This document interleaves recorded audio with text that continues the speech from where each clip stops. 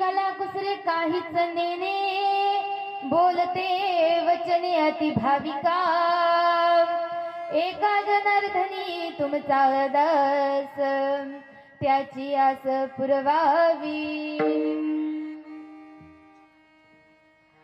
प्रस्तुत प्राप्त प्रसंगी कीर्तन रूपी सेवे करता निवडलेला हरी संत सम्राट, ज्यांना जगाच्या पाठीवर जगद्गुरु ही पदवी लाभलेली आहे, अशा संत शिरोमणी तुकोबारायांचा सतत नामस्मरण केल्याच्या नंतर काय होतं बाबा, त्याचे कोणकोणते फायदे आहेत आणि नामस्मरण केल्याच्या नंतर आपण पोहोचतो हे सांगणारा अभंग आजच्या या कीर्तन रूपी सेवेकरता निवडलेला आहे.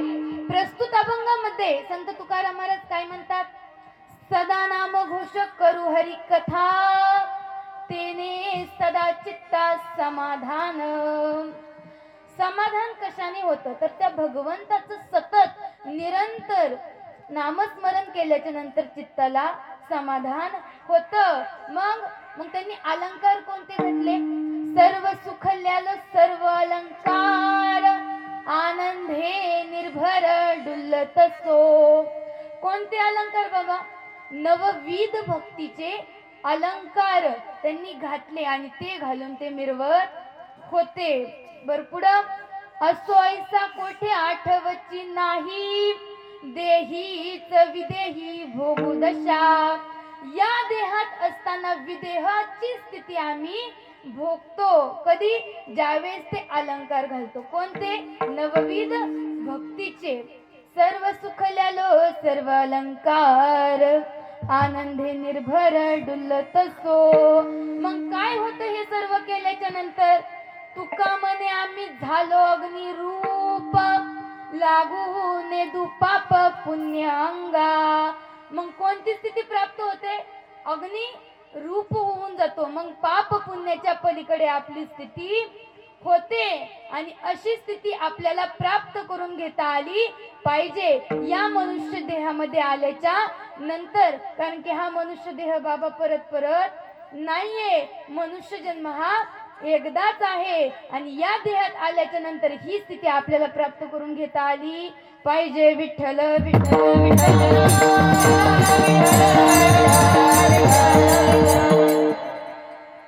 कीर्तन रूपी सेवेला सुरुवात करण्यापूर्वी थोडासा परिहार द्यायचा, तो म्हणजे असा, आदमापूर निवासी प्रति पंढरपूर, जगाचे मालक, 19 भाग्यांचे नव्हे, आदमापूरचे नव्हे, जगाचे मालक, आदमापूर निवासी संत श्रेष्ठ बाळूमामा यांची पालखी क्रमांक 15 आज तुमच्या या गावामध्ये आलेली आहे. आणि त्या पालखी सोहळ्यामध्ये काय माझ्यासारख्या बालकाची सेवेचं नियोजन केलेलं आहे. मामांची ज्यावेळेस पालखी एखाद्या गावामध्ये येते ना बाबा, एखाद्या ठिकाणी येते ना, त्यावेळेस त्या गावाचं अहोभाग्य असतं. कारण की त्या गावाच्या भाग्याला सीमा राहत नाही. कारण की मामा म्हणजे फक्त भगवंतच नव्हे, मामा म्हणजे या कलियुगामधले जागृत देवस्थान आहेत. जागृत देवस्थान इथं येऊन तुम्ही जे मागणं मामांकडे मागचाल, जी कोणती इच्छा मामांपुढे प्रगट करचाल, ती पूर्ण झाल्याशिवाय राहणार नाही. कारण की येथे भंडारा ह्याची गंध, भंडाराची फोडे बंध, तोची फोडे बांध अज्ञानाचे. कारण की या कलियुगामध्ये ज्यावेळेस आपण मामांचा भंडारा कपाळाला लावतो बघा बर का, ज्या वेळेस हा सोन्यासारखा भंडारा आपण आपल्या कपाळाला लावतो, त्यावेळेस आपल्या नशिबामध्ये लिहिलेलं दुःख, दारिद्र्याची जी कर्मरेषा आहे ना, ती नाहीशी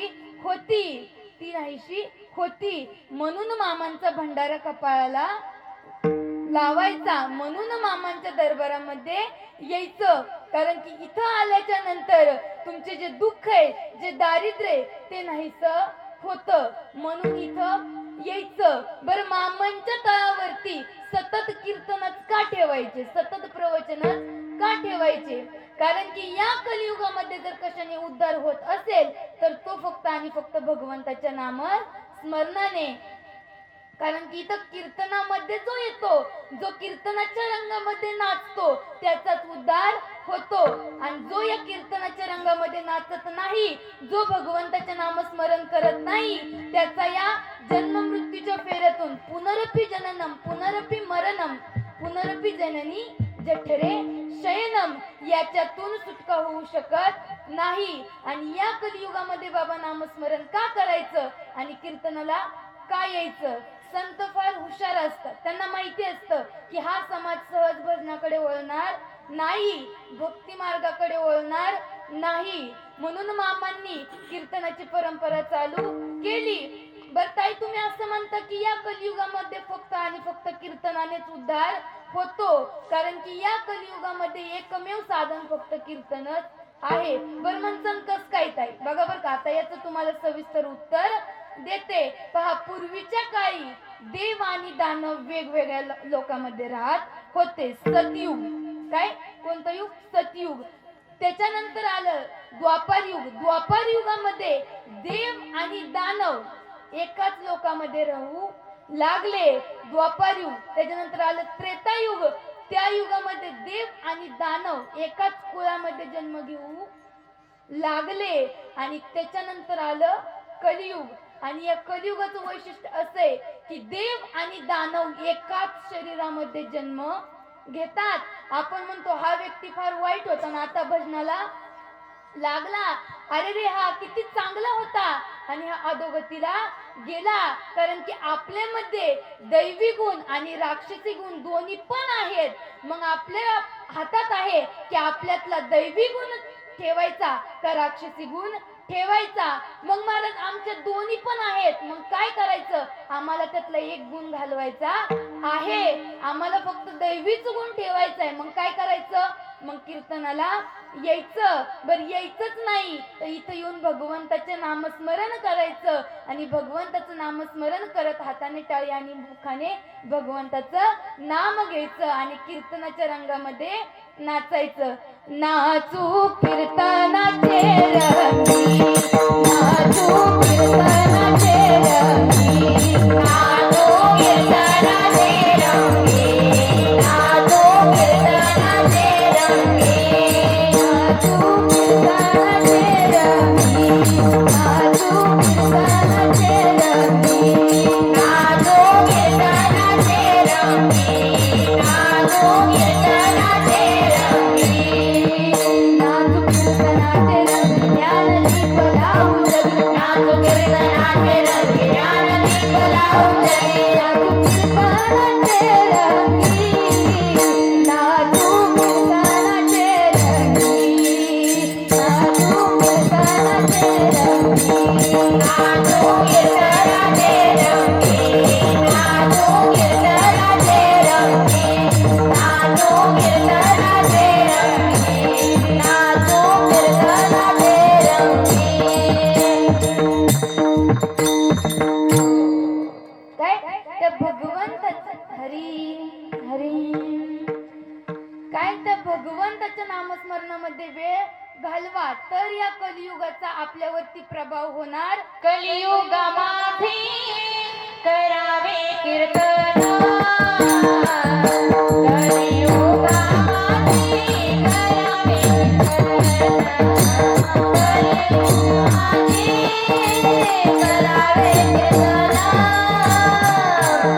कलियुगामध्ये करावे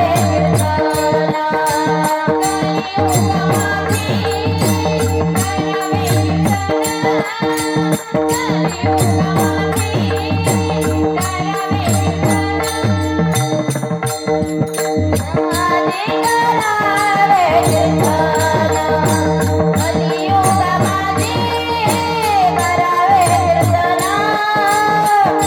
कलियुगामध्ये करावे कीर्तन,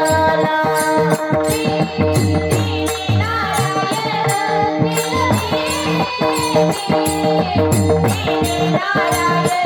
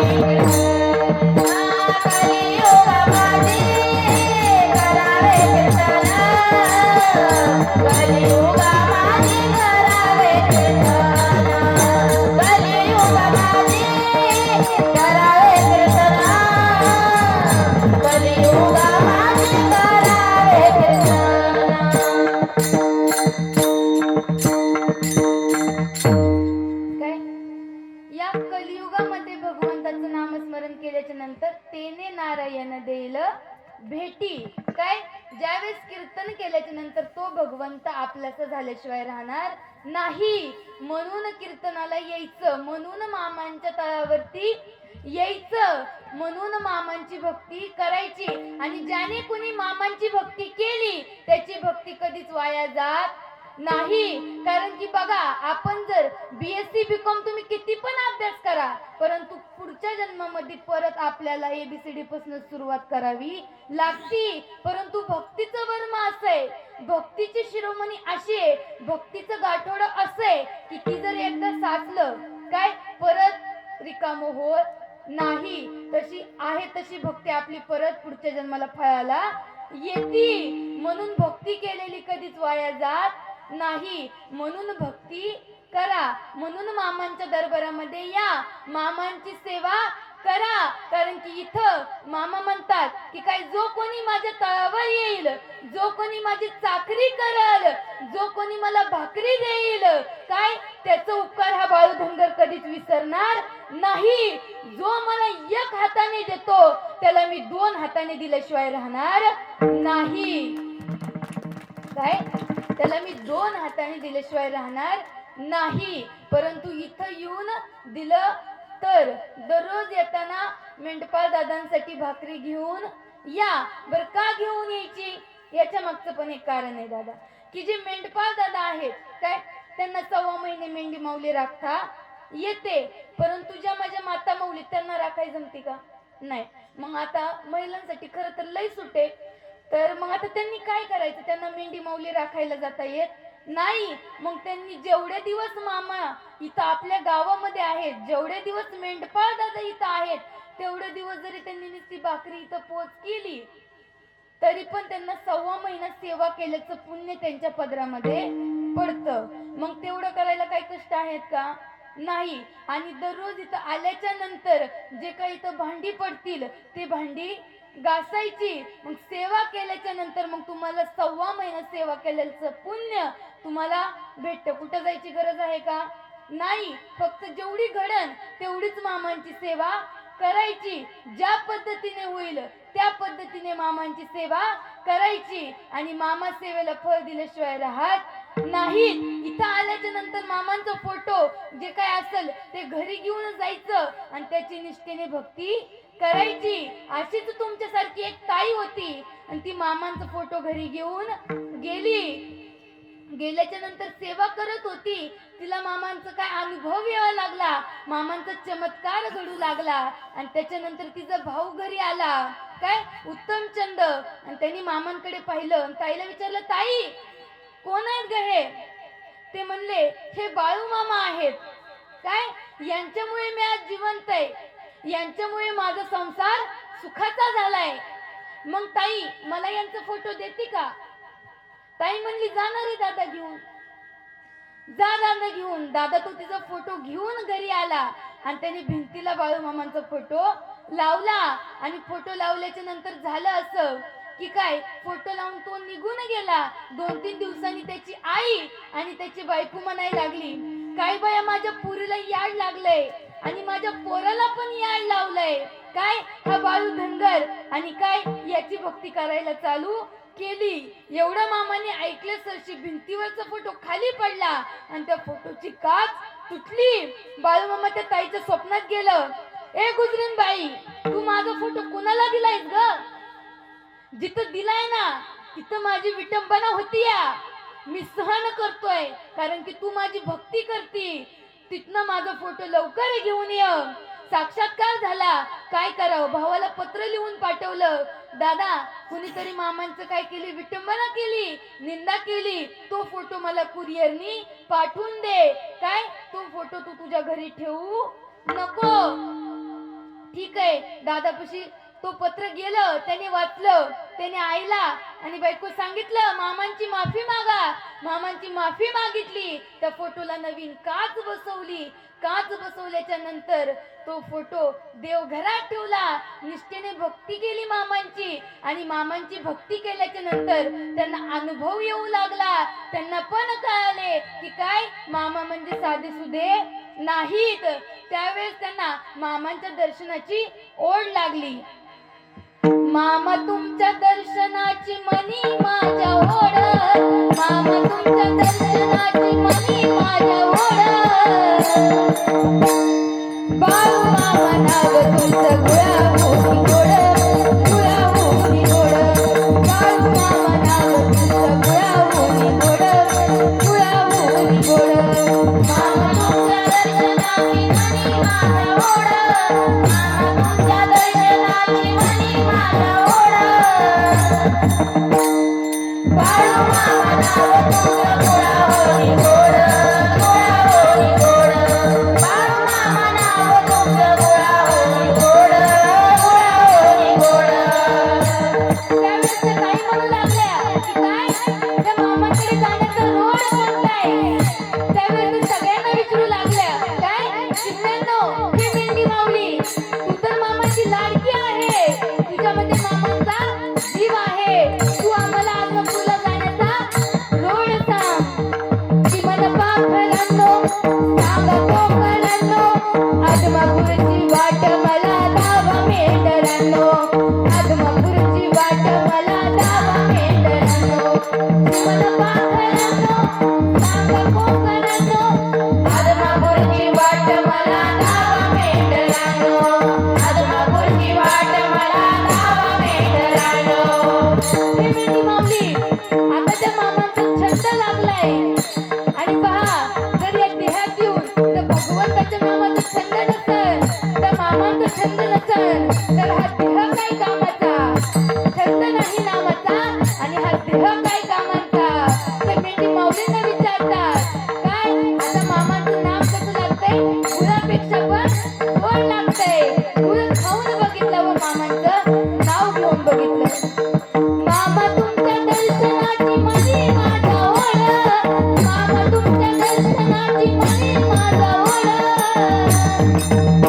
अहो बाळू मामा नाव तुमचं गुळामुखी गोड, गुळामुखी गोड. बाळू मामा नाव तुमचं गुळामुखी गोड, गुळामुखी गोड. बाळू मामा नाव तुमचं गुळावणी गोड, गुळावणी गोड.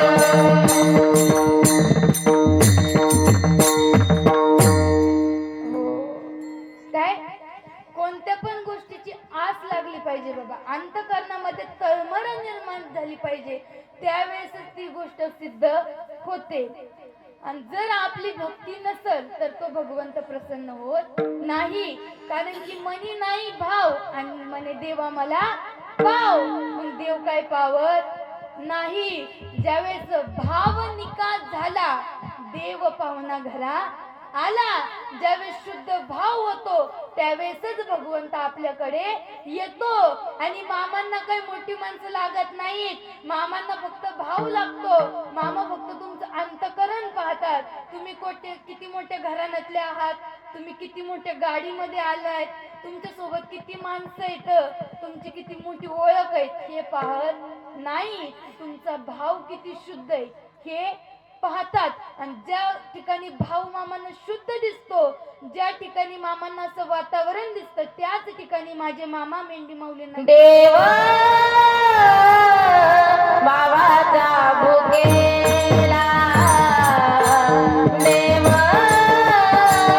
भावाचा भुकेला, देव भावाचा भुकेला, देव भावाचा भुकेला, देव भावाचा भुकेला, देव भावाचा भुकेला, देव भावाचा भुकेला, देव भावाचा भुकेला. वैकुंठ सोडून आला, वैकुंठ सोडून आला, सोडून आला. देव भावाचा भुकेला, देव भावाचा भुकेला, देव भावाचा भुकेला, देव भावाचा भुकेला.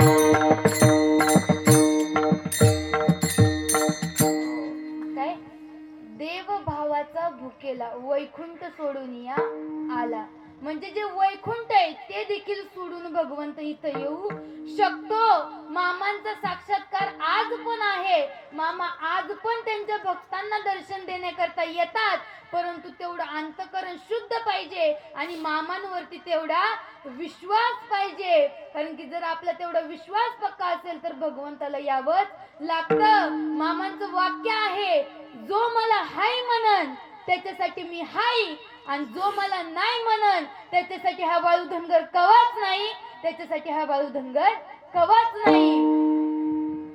जो माझी भक्ती करेल त्याला मी कधीच त्याला रिकाम्या हाताने इथून जाऊन देणार नाही. म्हणून भक्ती करा, मामाची भक्ती करा. मामा कधी कोणत्या रूपामध्ये येतील आणि काय तुमच्या हातचा एक घास जेवून जातील सांगता येणार नाही. तुम्ही जर घरनं येताना मेंढपाळ दादांसाठी जो स्वयंपाक आणता, काय त्या रूपामध्ये मामा जेवून जातील.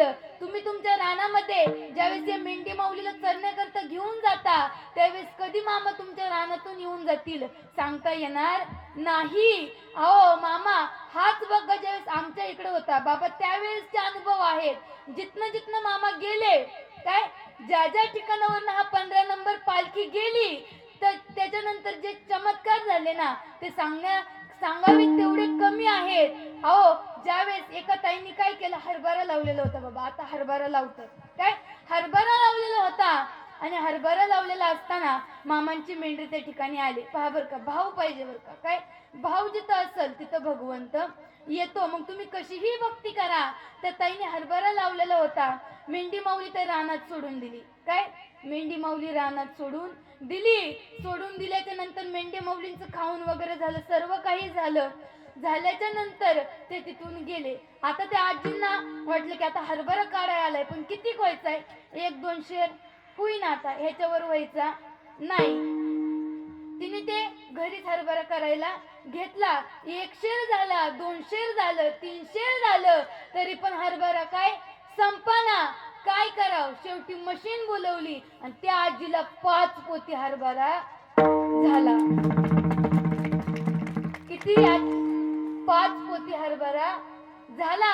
म्हणजे मामांना दिल्याच्या नंतर कधीच कमी होत नाही. आणि माझ्या मामांचा जीव फक्त आणि फक्त मेंढी माऊलींमध्ये आहे.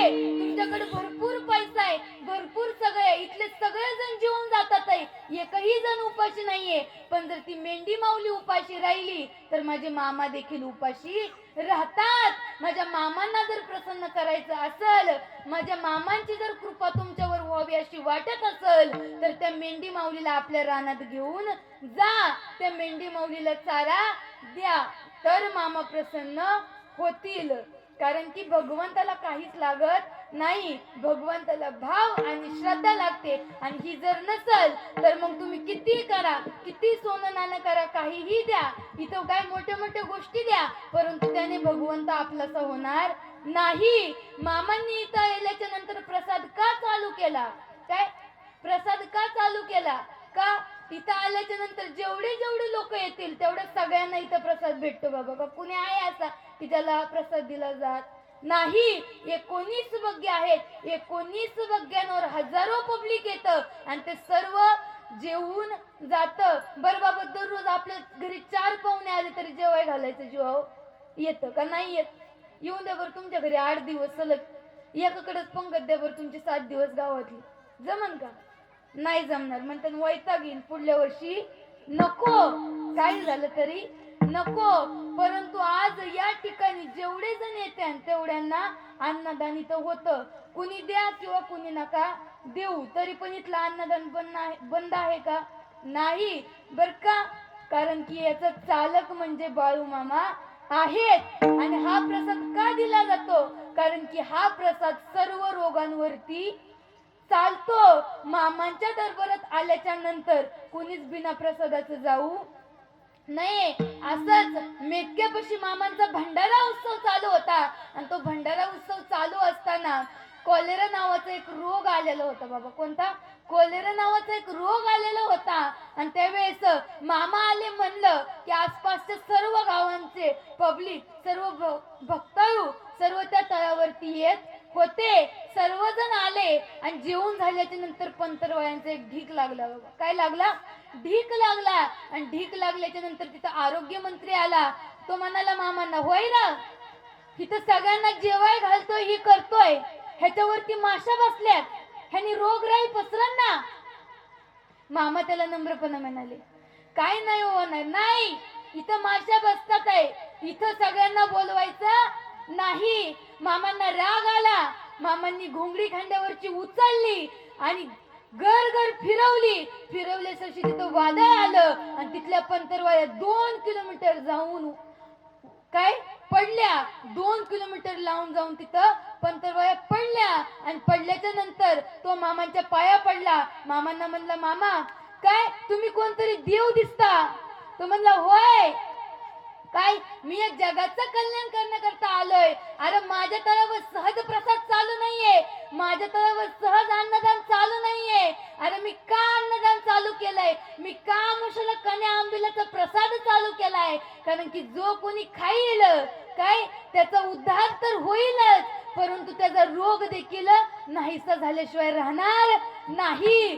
कसला पण रोग असू दे, तो इथं आल्याच्या नंतर आणि श्रद्धेने खाल्ल्याच्या नंतर नाहीसा होईल.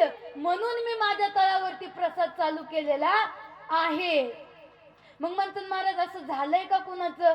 हो, असं भरपूर जणांचं कॅन्सर सारखा रोग देखील फक्त आणि फक्त कन्या आंबिलावरती बरा झालेला आहे. काय?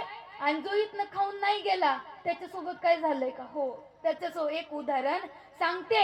एक असंच नवीन जोडपं आलेलं होतं आणि ते कसं होतं, सुशिक्षित.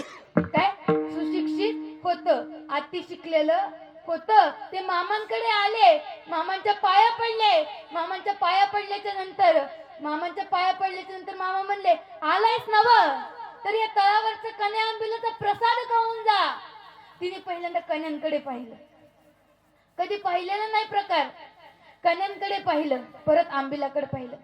बाई, काय हा प्रकार, मी खाणार नाही. त्यावेळेस मामा म्हणले, अगं तू नाही ना खाणार, पाय तुला कन्याच होतील. तिला त्यावेळेस ते शब्दाचा अर्थ कळला नाही. 1 मुलगी झाली बाबा, 2 मुलगी झाली, 3 मुलगी झाली, 4 मुलगी झाली आणि परत ती मामांकडे आली. होय ग, कस काय इकडे आली? मामा तुमच्याच भेटीला आली. काय झालं? मामा, मुलगा नाही, कन्या खाणार का नाही? आता खाणार, कारण की आता अनुभव आला आणि ज्यावेळेस खाल्ला त्यावेळेस पुत्ररत्न प्राप्त झालं. म्हणून इथं आल्याच्या नंतर प्रसादाला ढवलून जायचं नाही. इथं आल्याच्या नंतर मामांचा प्रसाद खायचा, कारण की इथल्या प्रसादाची गोडीच वेगळी असते. बघा तुम्ही घरचं खाऊन बघा, मामांच्या तळावरचं खाऊन बघा. घरी कसं बनवतो, समजा सासू काहीतरी डुसपूस करती, सुनाला काहीतरी म्हणती, मग ती सून भाकरी थापाय घेते.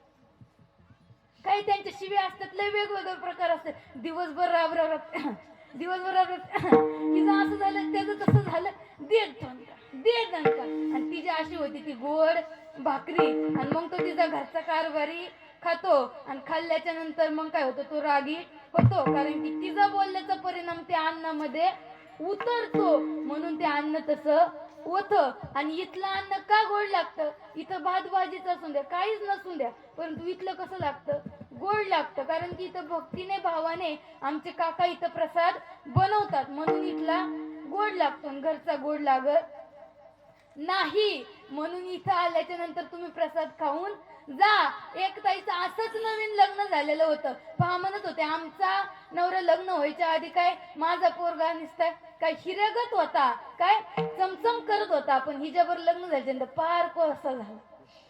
काय झालं? पार कोळसा झाला. म्हणजे झालं काय नेमकं, तिच्यावर लग्न झाल्याच्या नंतर ती पूर्वी माझं पोरग कधीच शिळी भाकरी खात नव्हतं, करपलेली चपाती खात नव्हतं, हाय तसं ताट आई समोर फेकून जायचं. नवीन लग्न झालेलं होतं. ती म्हणजे सुनबाई पशी गेली, म्हणजे माझ्या लेकराला चांगल्या चपात्या कर, तूप फिप लावून कर, काय त्याला करपलेले आवडत नाही. तुम्हाला बघायचंय का सासूबाई? बघायचंय का? काय बघायचं? ठीक आहे, कर. तिने मुद्दाम काय केलं, नवऱ्याला बसवलं आणि चपाती मुद्दाम करपवली. आता आई तिथंच बसली. लहानाचं मोठं कोणी केलंय? आईनी. आई तिथंच बसली. तिने मुद्दाम करपलेली चपाती दुमडून तिथं ठेवली आणि तो पोरगा आईकडे बघतो. आई काय करपलेल्या चपातीत म्हणे लक्ष्मी असते ना. करपलेल्या चपातीत लक्ष्मी असते ना. आई म्हणली एवढे दिवस दिसली नाही आणि आता दिसायला लागली. विठ्ठल विठ्ठल विठ्ठल विठ्ठल काय म्हणजे आपण प्रत्येक वयामध्ये बदलत जातो. म्हणून हे कली युगच असं आहे बाबा की काय हे तर खरं चालत नाही. म्हणून या कलियुगामध्ये हे स्थान असं आहे की इथं आल्याच्या नंतर, इथं श्रद्धा ठेवल्याच्या नंतर आणि इथं स्वयंपाक बनवून आणल्याच्या नंतर कमी पडत नाही. म्हणून इथं आणायचं. म्हणून मामांवरती विश्वास ठेवायचा. कारण की मी सुरुवातीलाच सांगितलं की काय म्हणून नामस्मरण करायचं आणि कसं करायचं, सतत करायचं. अभंगाच्या पहिल्या चरणी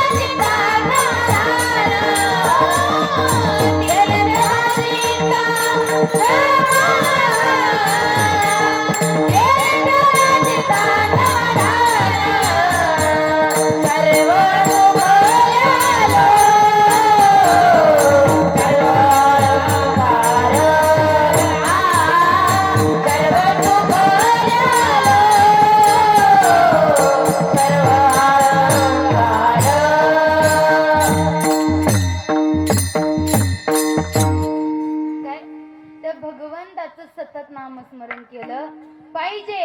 मग मामांनी केलं का? हो, मामांनी त्या भगवंताचं नामस्मरण केलं. मामांनी पंढरपूरची वारी केली. मग मामा पंढरपूरला गेल्याच्या नंतर मेंढी माऊलींचं ध्यान कोण ठेवत होत? तर ऐका, ज्यावेळेस मामा पंढरपूरला गेले आणि मामांच्या मेंढ्या सर्व तळावर होते त्यावेळेस साखर कमी होते. काय मामांचे मेंढपाळ जे होते ते मेंढपाळ दादा काय होते, थोडे कमी होते. आणि हे सर्वजण काय गेले, पंढरपूरला गेलेले होते.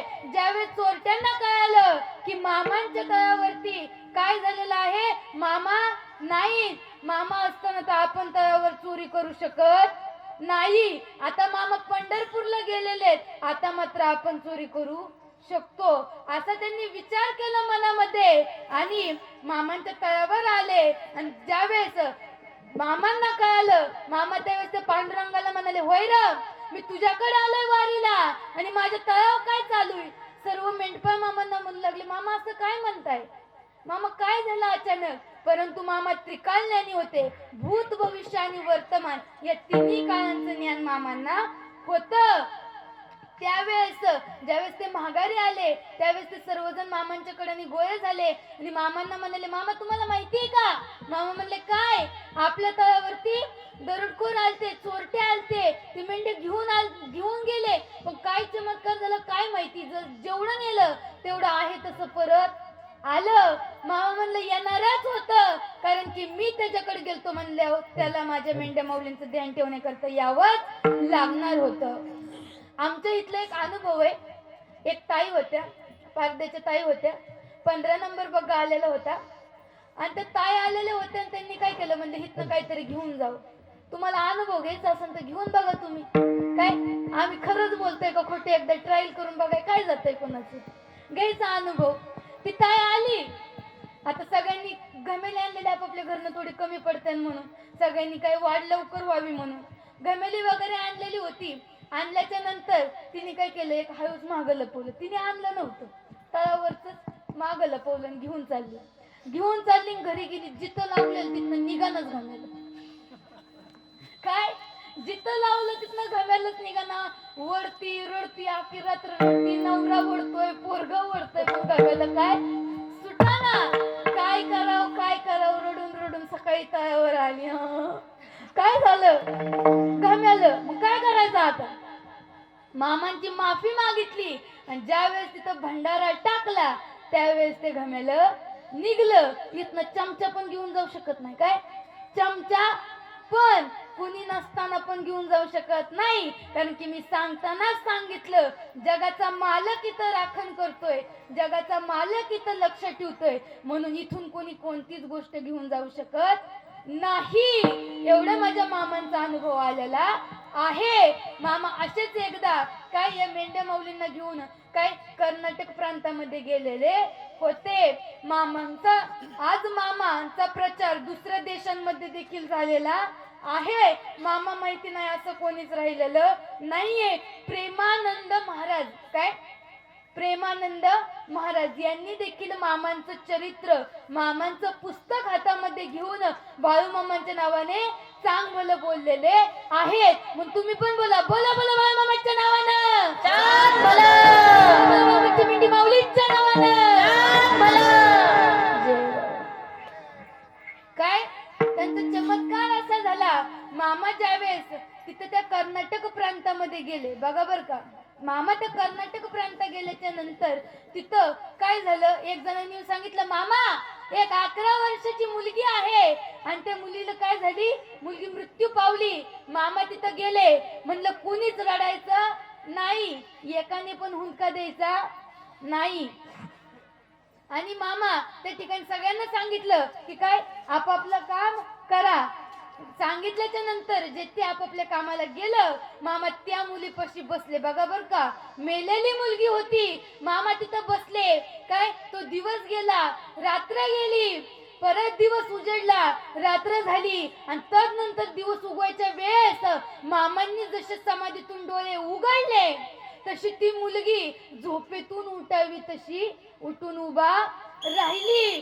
झोपेतून उठावी तशी उठून उभा राहिली आणि तिच्या आईला काय आनंद झाला तो सांगता येईना. तिच्या आईला एवढा आनंद झाला. त्यावेळेस ती मामांकडे पाहून म्हणते, काय म्हणते, हरी थोडा काय ते मामांकडे पाहून म्हणती, ज्यांना पाहता क्षणी खिलतो माझा मुकडा, ज्यांना पाहता क्षणी खिलतो माझा मुकडा, बाळू मामा माझ्या काळजाचा तुकडा, बाळू मामा माझ्या काळजाचा तुकडा, बाळू मामा माझ्या काळजाचा तुकडा, बाळू मामा माझ्या काळजाचा तुकडा, ज्यांना पाहता क्षणी खिलतो माझा मुकडा, ज्यांना पाहता क्षणी खिलतो माझा मुकडा, बाळू मामा माझ्या काळजाचा तुकडा, बाळू मामा माझ्या काळजाचा तुकडा, त्यांच्या भंडाऱ्याचा महिमा आहे बोल, नाव घेऊन झाले मी विभोर, त्यांच्या भंडाऱ्याचा महिमा आहे बोल, नाव घेऊन झाले मी विभोर, ज्यांना पाहता क्षणी खिलतो माझा मुकडा,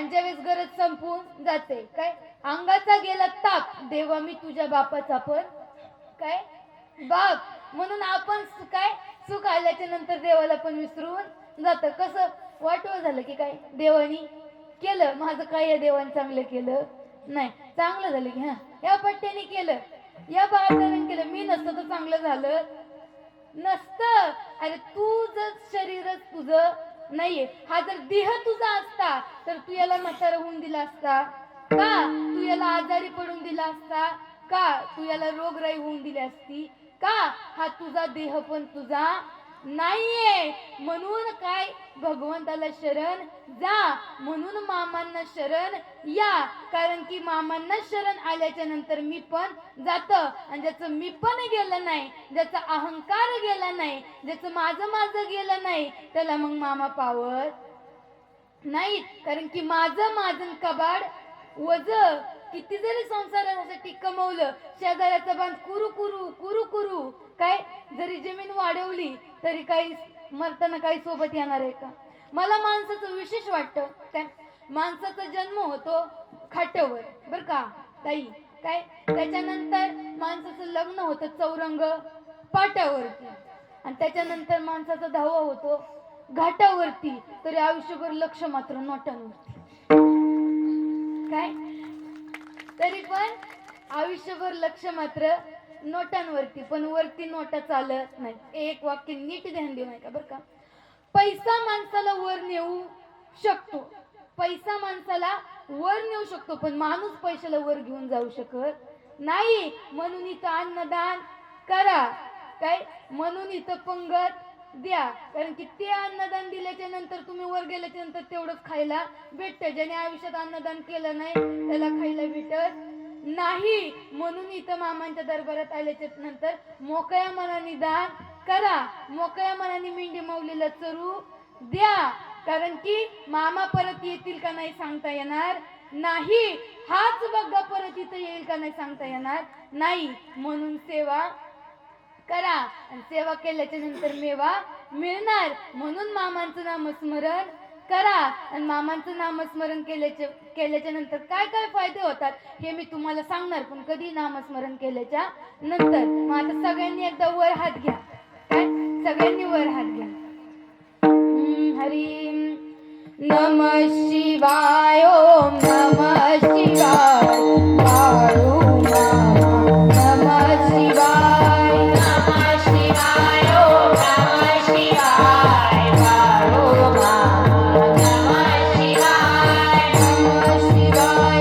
नमः शिवाय वाळू मामा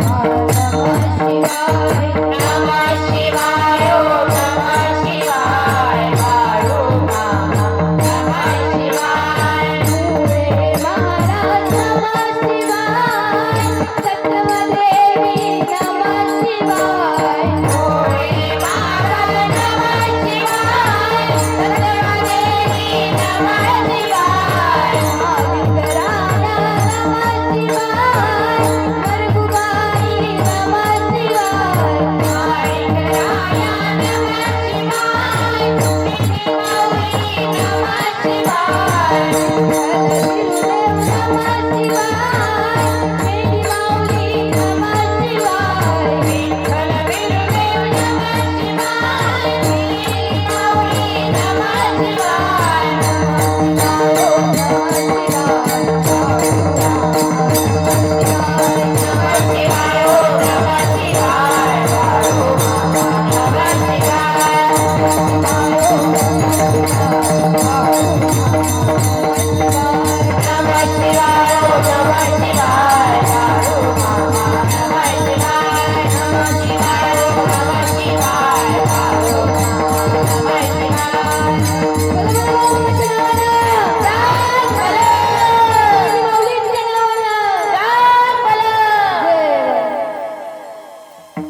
आता प्रामाणिकपणे सांगा कुणी कुणी निम्यातून हात खाली केलं काय कुणी कुणी निम्यातून हात खाली केलं तुम्ही ज्या भगवंताने तुम्हाला हात दिले ज्या भगवंताने पाय दिलं ज्या भगवंताने सर्व काही दिलं त्याचं तुम्ही जर काय 2 मिनिटं हात वर करून त्याचं भजन सुद्धा करू शकत नाही, निमेतच हात दुखतात. मग तुम्ही विचार करा, तो भगवंत तुम्हाला ऐल तीरावरनं पैल तीरावर नेईल का नाही?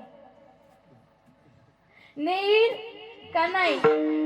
कारण की आपली जर तेवढी भक्ती नसेल तर तो भगवंत नेणार नाही. हात वर का करायचं?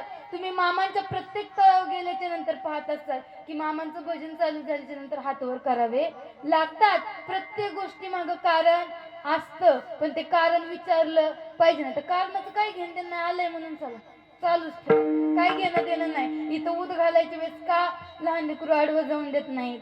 काय भरपूर सगळे कारण आहे तिथं की काय इथं आल्याच्या नंतर भंडारात का लावायचा, इथं आल्याच्या नंतर कीर्तनाच्या ठिकाणीच का बसायचं, काय ह्या जे बल्ब लावले त्यांच्या झेंड्याच्या रांगेमध्ये का नाही बसायचं, ह्या सर्व गोष्टींच्या मागं कारण आहेत. आणि काय त्या नियमांचं पालन केलं पाहिजे, नाही केल्याच्या नंतर काय होतं हे सर्व कळायला पाहिजे. बाबा भक्ती कळून करायची का न कळतच करायची?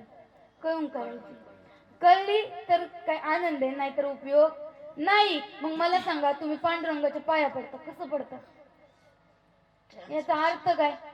अर्थ काय? अर्थ माहित नाही. इथं मामांच्या पादुकांपाशी गेल्यावर कसं पाया पडता? याचा अर्थ काय? अर्थ काय? इथं भरपूर वारकरी असतात, प्रत्येक गोष्टीचा अर्थ जाणून घेतला पाहिजे. आता मी वारी कशामुळे करतात, सप्ताह कशामुळे करतात सगळं सांगू शकते, पण आता मामांच्या तळावर कीर्तन आहे म्हणून पाया पडण्याचंच महत्व सांगते. तो हा विठ्ठल, तो हा विठ्ठल. ज्या विठ्ठलाच्या तुम्ही पाया पडताय तोच विठ्ठल तुमच्या हृदयामध्ये आहे आणि त्याला तुम्ही जागृत केलं पाहिजे, म्हणून तसं पाया पडतात. त्याच्यानंतर आता आपला विषय काय झाला होता की वर हात का करायचं, की माझं मी घालोनिया भार राहिलो निश्चिंत आणि निरविले संती विठोबासी. मामा मी तुम्हाला पूर्ण भावाने शरण आलेलो आहे, काय पूर्ण अंतःकरणातून शरण आलेलो आहे. माझं तुम्हाला तारायचं का मारायचं हे तुमच्या हातात आहे, म्हणून वरती हात घ्यायचं आणि अंतःकरणातून बिंबीच्या देठापासून मामांना हाक मारायची, म्हणजे मामा आपलेशे झाल्याशिवाय राहत नाहीत, तेव्हा मामा आपलेशे होतात. आणि जो 2 मिनिटं पण हात वर करू शकत नाही त्याचा आम्ही काही सांगू शकत नाही. कसं आपण जे एक लहान लेकरू आहे ते रडलं की त्याच्याजवळ काय येते? आई येते का नाही?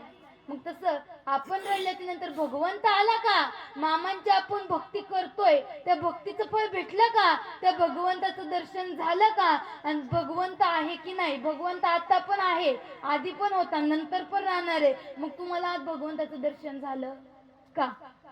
भगवंताचं दर्शन झालं तरच भक्ती फळाला जाते. मग बघा, ज्यांच्या गळ्यात माळे त्यांना तर झालं पाहिजे. अनुभव आले अंगण ते या जगात देत असे, आणि जर ते नाही आलं तर उपयोग नाही. प्रत्येक गोष्टीची रीत जाणून घेतली पाहिजे तरच ती करण्यात आनंद आहे, नाही तर काहीच आनंद नाहीये बाबा. पहा, जसं की एक लग्न झालेलं होतं आणि ते लग्नासाठी वरड निघालेलं होतं. तर पूर्वीच्या काळचे लग्न किती दिवस असायचे आजीबाई? 5-5, 7-7 दिवस असायचे, 4-4 दिवस. आता 12ला जायचं आणि 5ला नवरी घेऊन घरी यायचं. आताचं काम लय सोपं झालेलं आहे काय. तर असं असताना एक मांजर सारखं घुटमळत होतं पायात, म्हणून तिने काय केलं, त्या आजी म्हणते मांजर टुपलीच झाकून ठेवलं. टुपलीच झाकून ठेवल्याच्या नंतर झालं असं, हे सर्वजण कुठे गेले? लग्नाला गेले. आणि लग्नावरून घरी येताना तिला वास आला कसला तरी. आता 5 दिवस म्हणलं ती मांजर मरून गेलेलं होतं. मग तिने काय केलं, आपली सून घरात यायच्या अगोदर ती बाहेर न्यावं म्हणलं. बाहेर न्यावं म्हणल्याच्या नंतर तिने काय केलं, तिने ते मांजर जे होतं ते हळूच कडनी नेऊन बाहेर टाकून दिलं. आणि ते बघितलं कुणी? सुनानी. आणि ज्यावेळेस तिच्या मुलाचं लग्न व्हायचं होतं त्यावेळेस तिला आठवलं की आपली सासू तर नाही. मग आता काय करायचं? मग तिने काय ठरवलं की आता आपण पण तीच रीत केली पाहिजे. तिने शेजारणीचं मांजर धरून आणलं आणि दगडाने ठिचून मारून फेकून दिलं. काय केलं?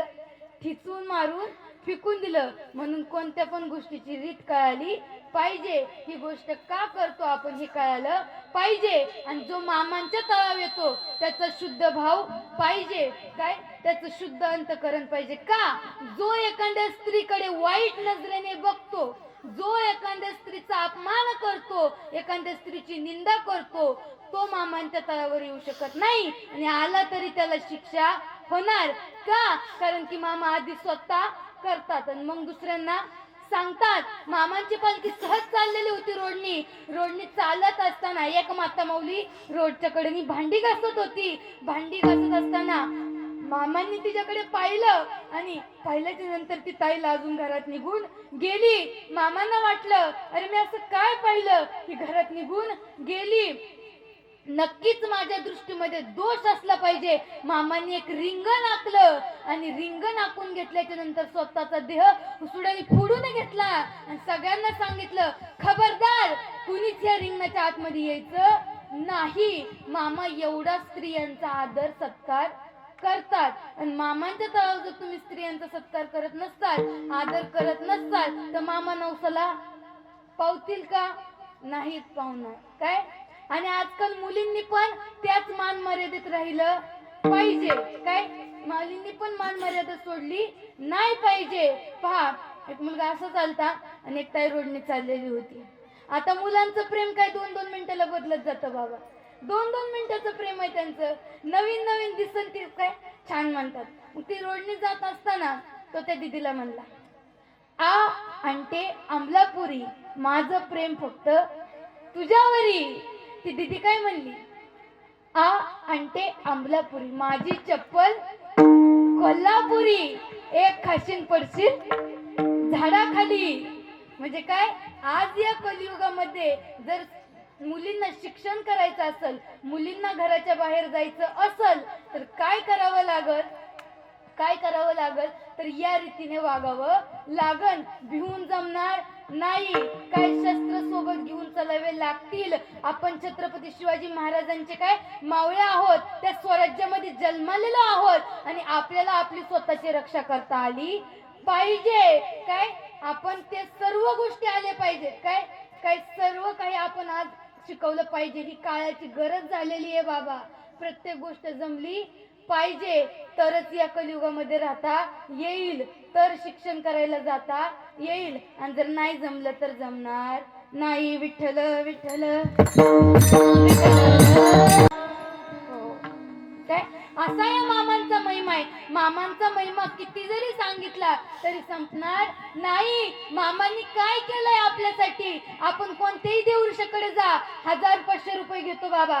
काय जण तर 50,000 घेतात. म्हणतात आम्ही तुमची काय अंगातलं भूत बाधा घालू, परंतु त्यांच्याच्याने जात नाही. मग मामांना येतो हिताचा कळवळा, जीव तुटे तिळा. मग काय केलं मामांनी? जो स्वर्गातला खांब होता बरं, जो स्वर्गामध्ये खांब होता, तो मामांनी मेटक्यामध्ये आणला. मामा म्हणले, एक खांब स्वर्गात आणि एक खांब मेटक्यामध्ये. हा दुसरा कुठंच खांब नाही. ना कोणत्या पुजाऱ्याकडे जायचं, ना कोणत्या ब्राह्मणाकडे जायचं. फक्त आमोशाला यायचं आणि या खांबाला एक फेरा घालायचा आणि घातल्याच्या नंतर कितीही मोठी भूतबाधा असू द्या, ती नाहीशी झाल्याशिवाय राहणार नाही.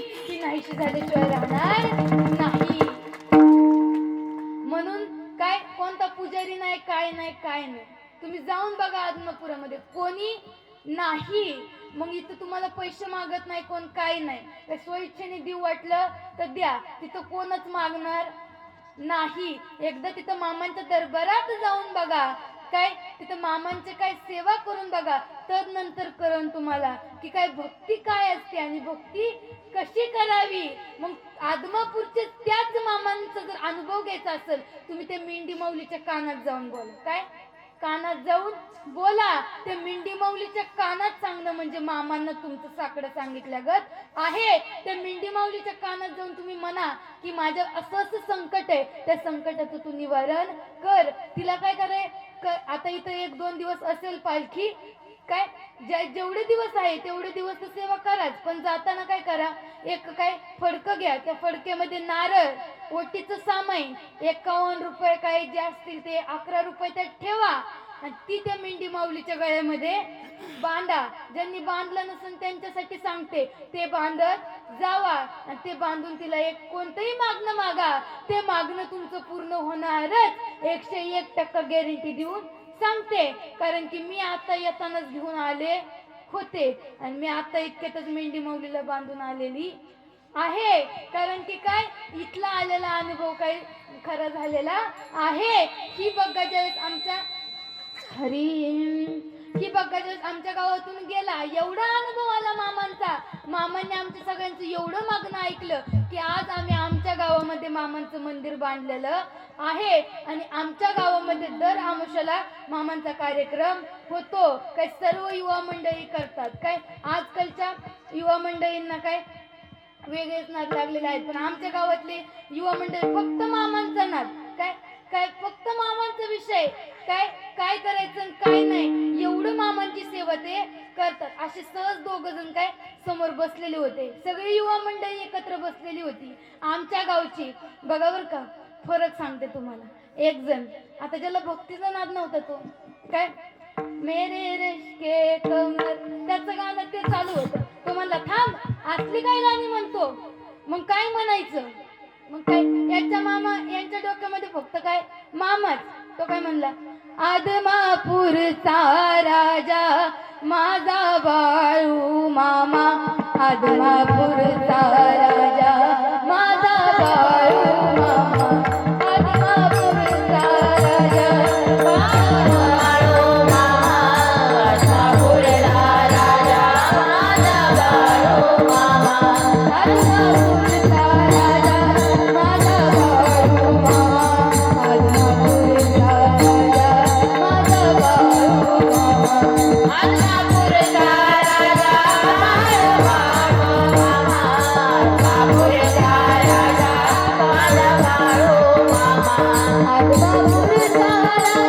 राजा माझा बाळू मामा, आदमापूरचा राजा माझा बाळू मामा, आदमापूरचा राजा माझा बाळू मामा, आदमापूरचा राजा माझा बाळू मामा, आदमापूरचा राजा माझा बाळू मामा, आदमापूरचा राजा माझा बाळू मामा, आदमापूरचा राजा माझा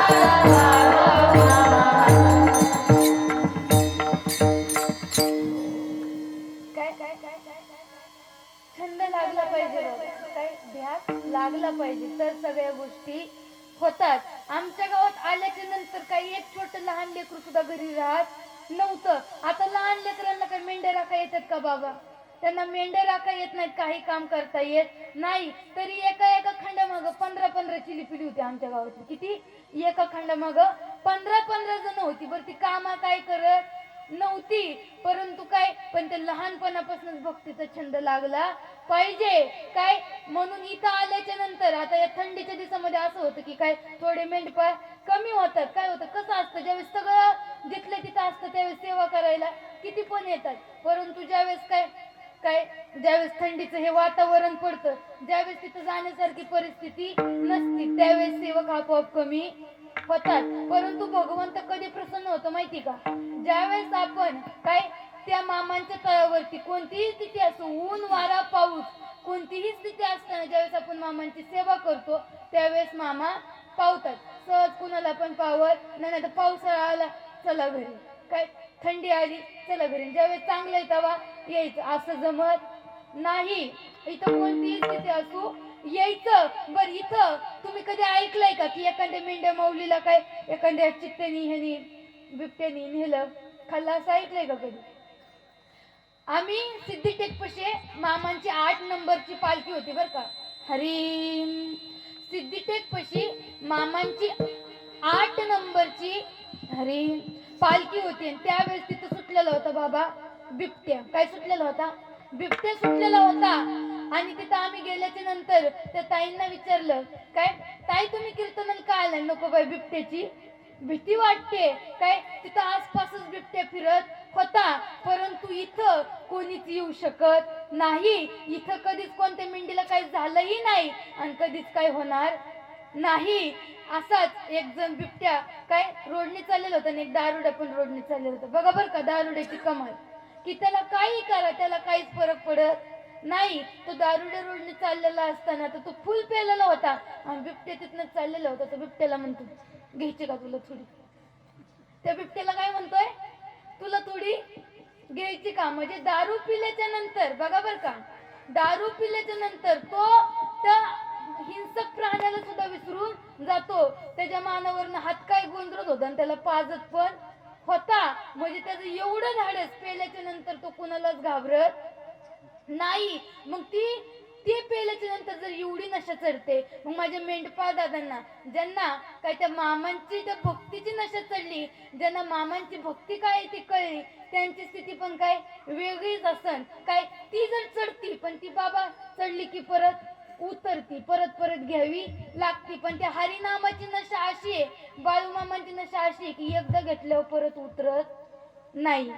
कैसी नशा है हरि नाम की, कैसी नशा है हरि नाम की, ओ जरा ओ जरा ओ जरा पी करके देखो, कैसी नशा है हरि नाम की, कैसी नशा है हरि नाम की, ओ जरा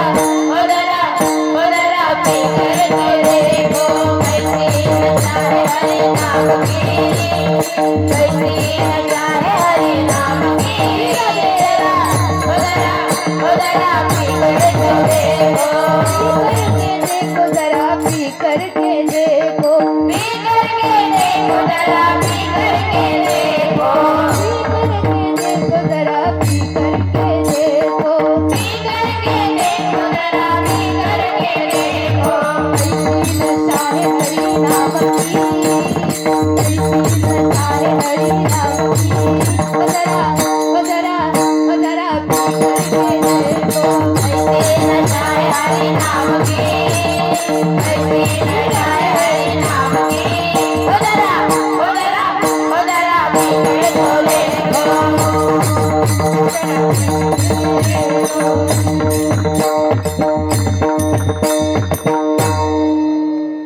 काय या संसारातील गोष्टी घेण्यापेक्षा जरा इथं या आणि या भक्तीमध्ये काय सुख आहे ते सुख बघा.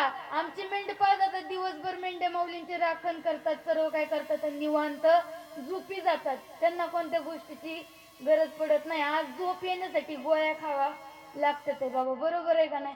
झोप येण्यासाठी कित्येक तरी प्रयत्न करावे लागतात आहे, त्यावेळेस कुठं झोप येते. पण आमच्या मेंढपाळ दादांना विचारा की काय सहज झोप लागते काय?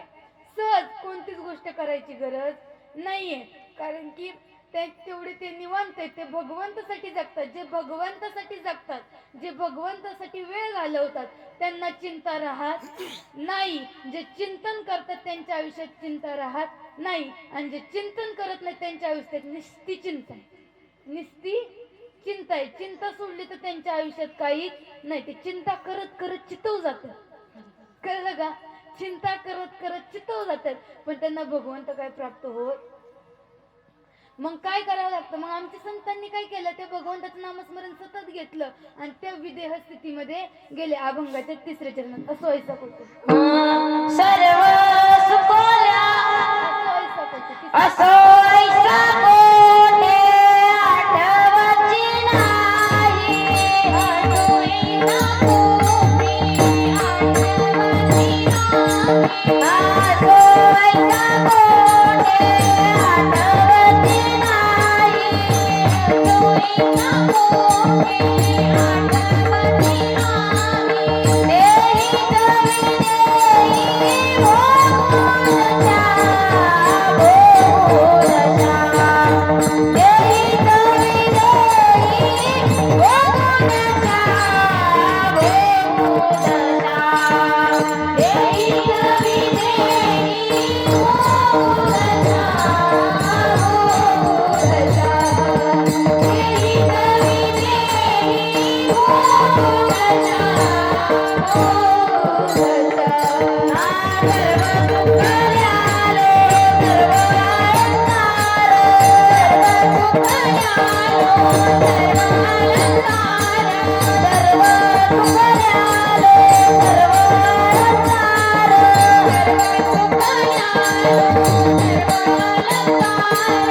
आनंद निर्भय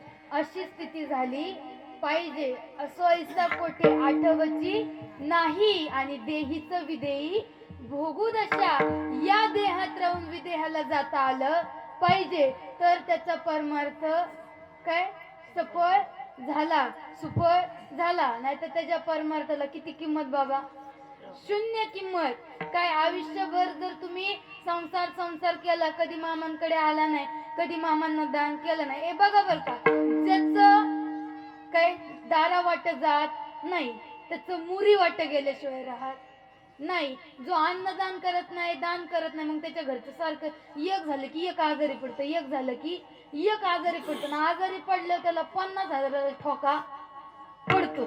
काय 50,000च्या आत ठोका पडत नाही. मग ते तिकडं पैसे देऊस तर इथं दान केले पाहिजे. इथं दान केल्याच्या नंतर काय होतं, ते आजारी पडत नाहीत. मग मामांना दिलंय ना तुम्ही, मामांच्या इथं पंगत दिली तुम्ही, इथं अन्नदान केलंय, इथं मामांवरती विश्वास ठेवलाय आणि ज्यांनी दारा वाटच दिलं त्याचं मुरी वाट जात नाही. म्हणून इथं मोकळ्या अंतकरणाने देत जावा. आणि किती देण्याचे पण 3च पण आहेत बरं का आजीबाई. काय तुम्ही 3च पानात देऊ शकता, 4थ्या पानात कोणच देऊ शकत नाही, कोणच भक्ती पण करू शकत नाही. असं कसं काय म्हणता महाराज. पहिलं बालपण, हे बाळ आता इथं भक्तीला लागले. काय दुसरं तरुणपण, माझी ताई हे काय इथं उभा आहे. तिसरं म्हातारपण, काय म्हातारेपण, काय आजोबा वगैरे इथं उभे आहेत. आता बघा बरं का आजी, 3 पण गेले, बालपण, तरुणपण, म्हातारपण, चौथं इथं सरपण. सरपण वर केलं कोण कोण भक्ती करणार, हात वर करा, हात वर करा.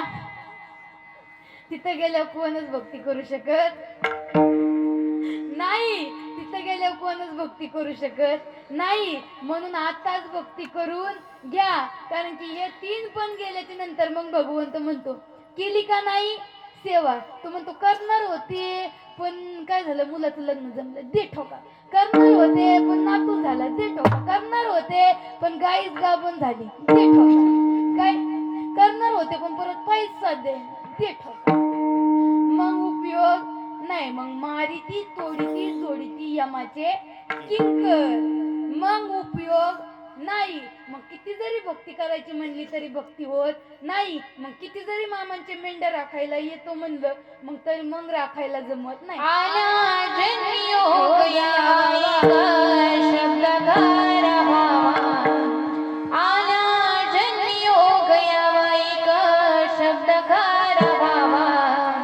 माझं मरण येणे आधी मला माझं मरण येणे आधी मला माझं मरण येणे आधी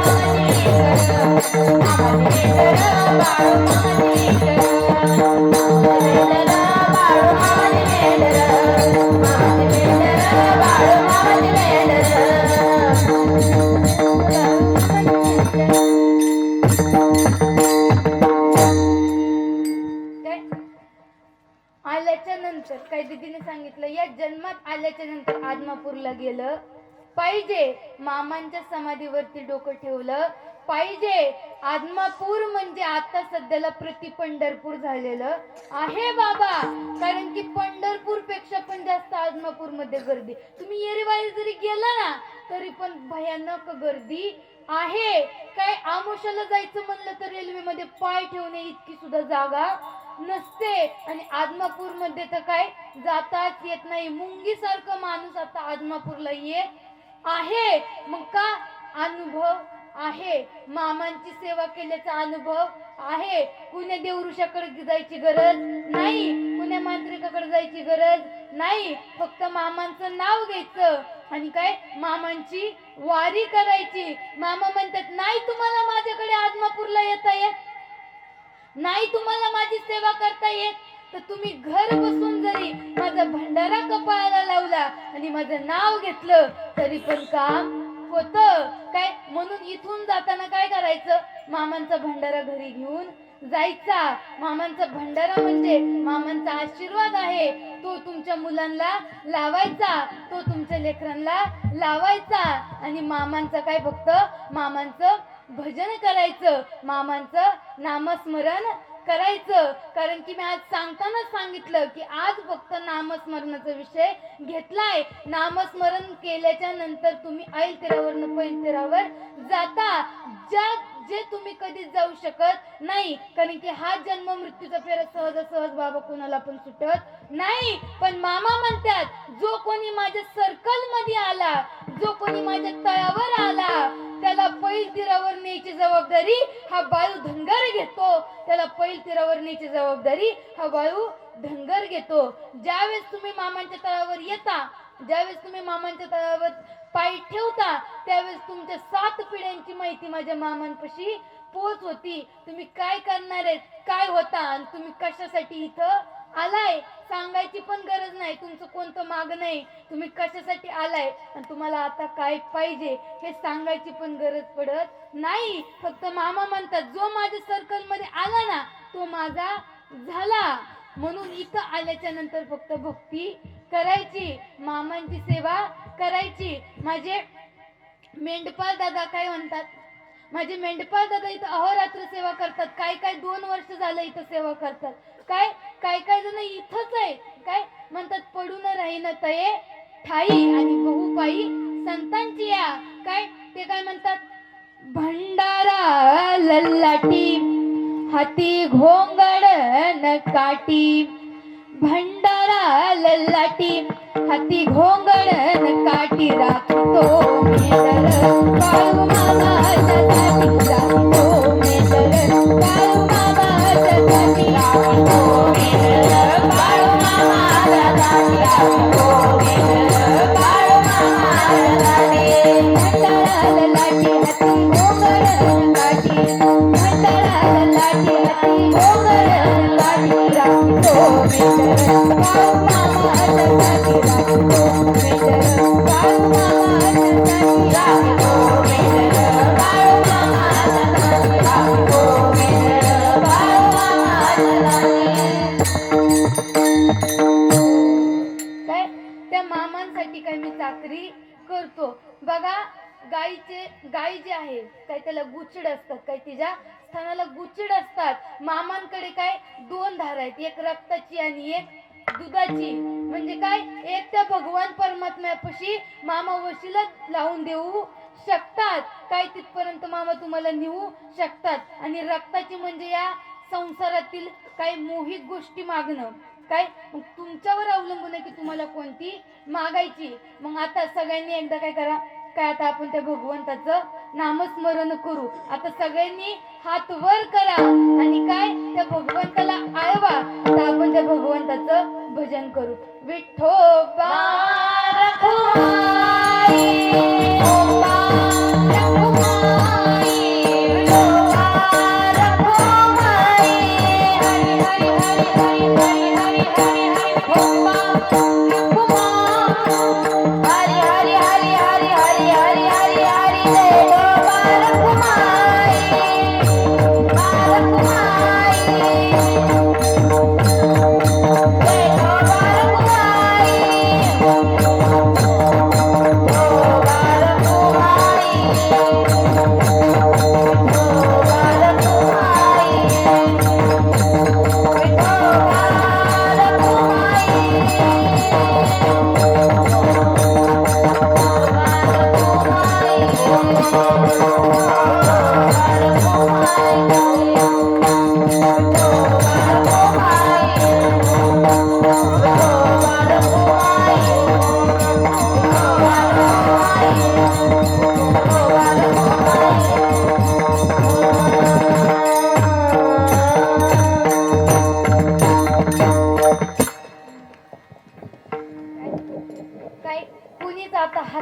सांगितलं नाही, कारण की आता सगळ्यांना कळालं की काय आता आपण भक्ती केली तर आपण उद्धरून जाऊ. म्हणून बघा काही जणांना कळतं पण वळत नाही.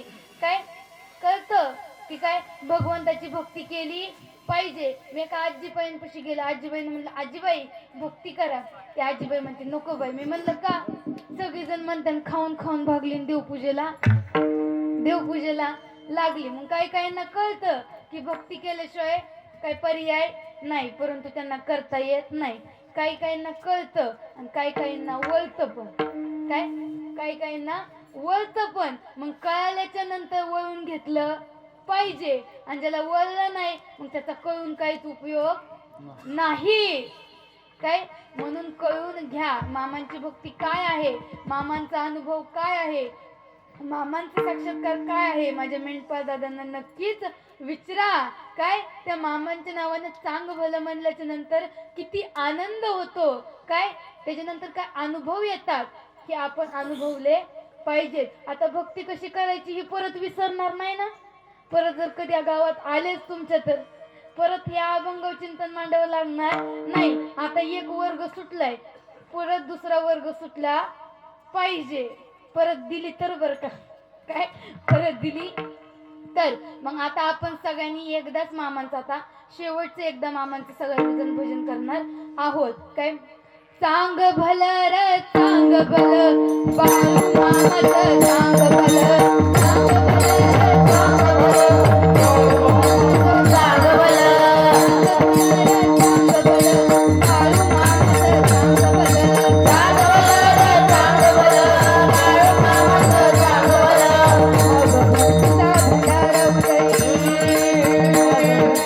भंडारा उदय तुझीच हिले करार, तुझीच हिले करार, तुझीच हिले करार. चांग भलं चांग भलं बाळू मामाचं चांग भलं, चांग भलं चांग भलं बाळू मामाचं चांग भलं. बाळू मामा थोर संत, नाही लागला तुझा अंतर, नाही लागला तुझा अंतर. चांग भलं रे चांग भलं बाळू मामाचं चांग भलं, चांग भलं रे चांग भलं बाळू मामाचं चांग भलं, चांग भलं रे चांग भलं बाळू मामाचं चांग भलं, बाळू मामाचं चांग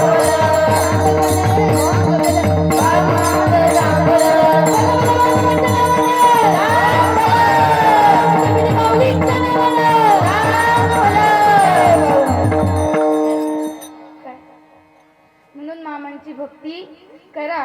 काय ही भूमी फार पुण्यवंत आहे. काय या भूमीमध्ये माझे मामा आले.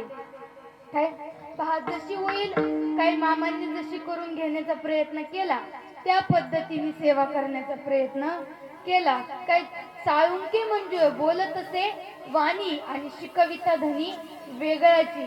ज्या पद्धतीने मामांनी माझ्याकडून सेवा करून घेण्याचा प्रयत्न केला त्या पद्धतीने मी सेवा करण्याचा प्रयत्न केला.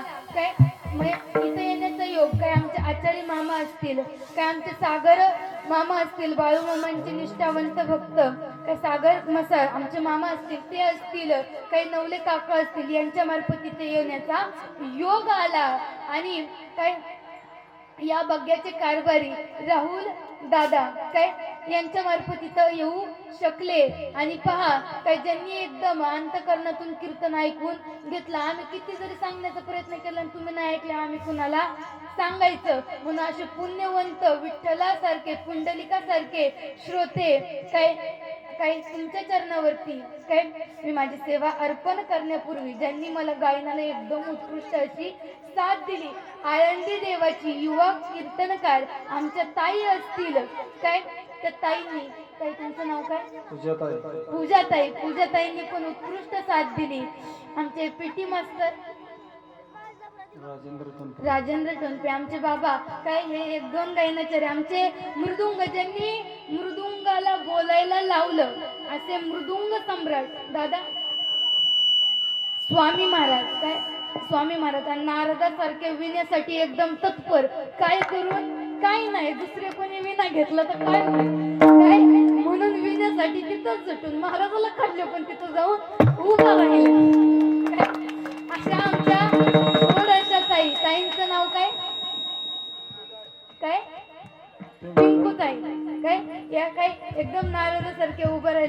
भक्तीसाठी काय माणसं प्रत्येक गोष्टीसाठी तुला कमाला करतात, तुला कमाला, पण सेवेसाठी तुला मला केलं पाहिजे. इथं मामांच्या गावात भांडी घासायला तुला मला केलं पाहिजे, टाळ घेऊन उभा राहायला तुला मला केलं पाहिजे, नाही तर साडीसाठी तुला तुला ह्याला उपयोग नाही, इथं तुला मला केलं पाहिजे. मग अशा ताई असतील काय आदमापूर निवासी, काय जगाचे मालक, काय बाळूमामा यांच्या चरणावर आज मी ज्यांच्यामुळे कीर्तन प्रवचन करू शकते अशा माझ्या वडिलांच्या चरणावर, आईंच्या चरणावरती सेवा अर्पण करते व सेवेला इथेच पूर्ण विराम देते. ज्ञानेश्वर